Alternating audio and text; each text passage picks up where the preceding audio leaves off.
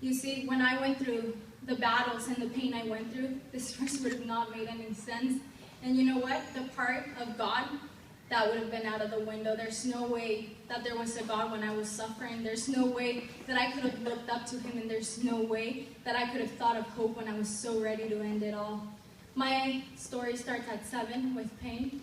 My mother used to go away and had to work really hard because she was a single mother.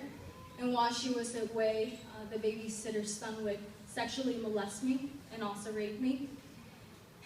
And I started growing up with a lot of confusion. And I never brought it up to my mom because even as a kid, you live with fear, and fear starts getting to you. And I thought if I tell my mom, like, what if he knows people and they hurt my mom and my brother, and I just didn't want to say anything. So I kept this with me until I was 15. And eventually at 15, I did share this with her, and we started getting some, going through healing. After that, I was just with so many babysitters because, like I said, she was a single mom. And women started doing stuff to me. I had 3 different women sexually molest me as well, which caused me to grow up with identity issues. And I had no idea who I was or if I liked men or women. And it made me think for a while that if I had no identity, then what was the purpose of life? At 15, I was already at such a low point that I started seeking alcohol. My happiness started coming from alcohol. So I try to party as much as I can. I try to miss school and drink a lot. And also, I started sleeping around, but I didn't sleep around because I wanted to. I slept around because I wanted to feel something, but yet I still didn't feel anything. When I was 16, I met my ex-fiance, and I just wanted a family. I wanted something I could call mine. I wanted to find happiness. And going through feeling so lonely, you want someone to fill you up, but I was being selfish because I didn't know who I was, because I didn't have love, because I didn't have a family. I was selfish enough to use a man. And I think a lot of us sometimes are selfish because we don't want to be alone and we do not have an identity, so we use somebody else. And that is not the way we're meant to live. You know what? We're meant to have an overflowing cup. And when our cup is overflowed and we know kind of what we like, who we are, that's when we should look for the one. But not even that.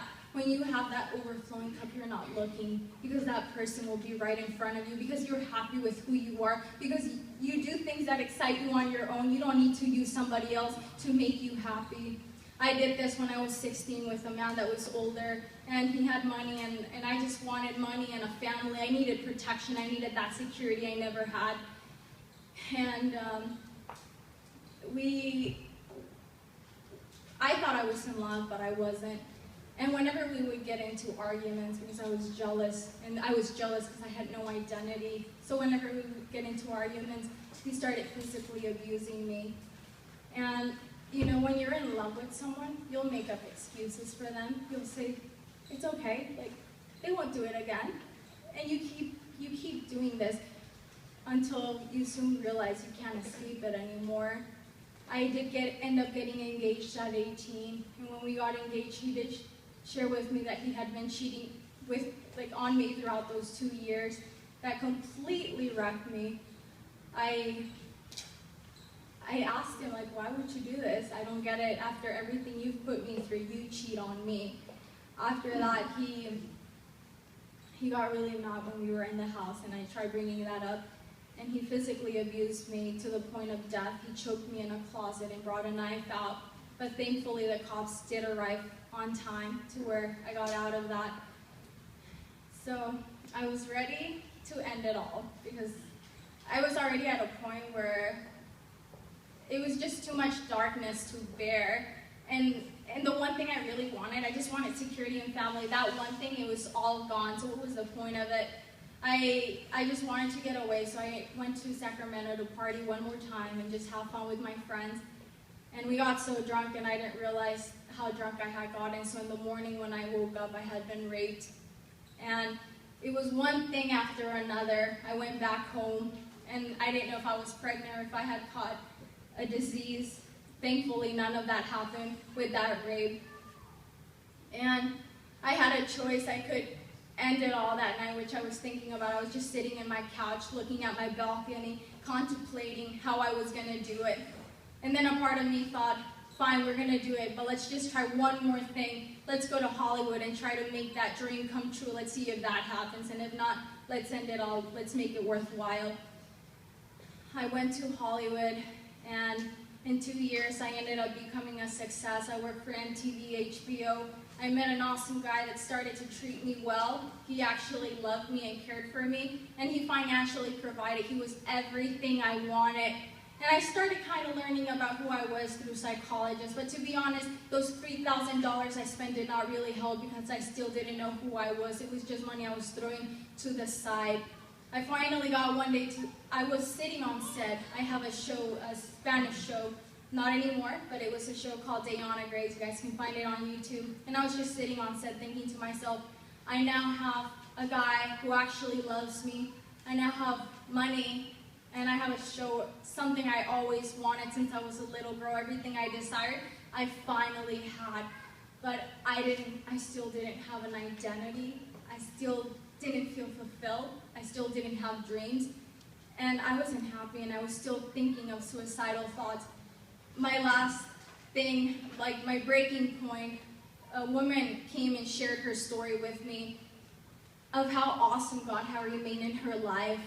And throughout my whole life, I've known about God, but to me, God couldn't exist. There's no way that God can exist.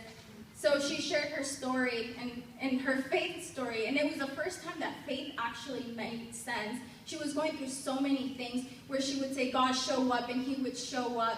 After that conversation with her, I went home and I said, God, I'm a coward, and I need you more than anything because, you know what, I like money and I like the way I live, but you know what, if there is a real God somewhere out there, then you come and show me, because if you do, then you will be the last thing. Even though I've been saying it was last and last, I need a chance, I need hope in my life because I have nothing. So God, in only 2 weeks, he came and blew my mind away. He brought people I never imagined to bring messages, to pray for me, to love on me.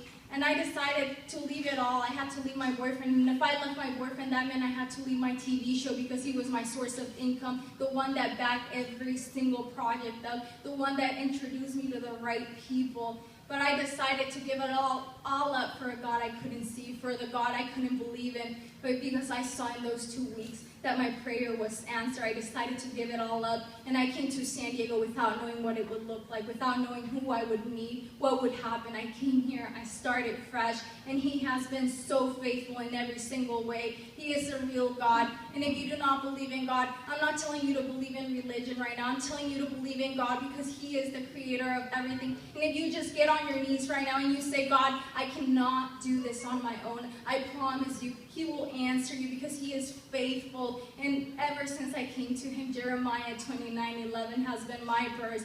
For I know the plans I have for you, to prosper you and not to harm you, to give you hope and a future.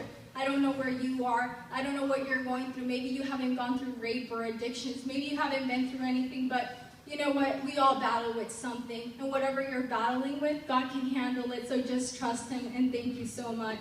Woo.